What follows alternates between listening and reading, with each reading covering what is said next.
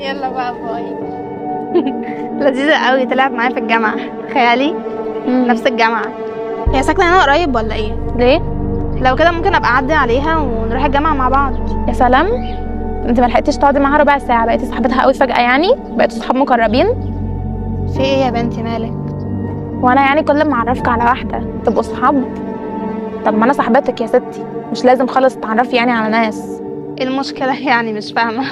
مش لازم تبقوا صحاب يعني، ما انا معاكي اهو. يعني ايه يعني مش فاهمة؟ وانا عشان نكون صحاب يعني مع بعض حاطه لي انت قانون ان انا ما يبقاش عندي صحاب تاني خالص ولا ايه؟ متعرفش على اي حد تاني خالص؟ لا، زي ما انا صاحبتك انا بس، انت كمان تكوني صاحبتي انا بس. ما يبقاش ليكي صحاب كتير كده، انا مش عايزه انا صاحب ناس، يعني مش عايزه صاحب واحده تكون مصاحبه كل الناس، انا عايزه صاحبه ليا انا بس بتاعتي. انا عازل يعني عن الدنيا وعن الناس عشان ابقى معاكي انت يعني لوحدك بس ولا ايه؟ مش فاهمة. وانت مش شايفة ان انت اوفر؟ اللي صاحبني صاحبني انا بس. انت قد الكلام ده؟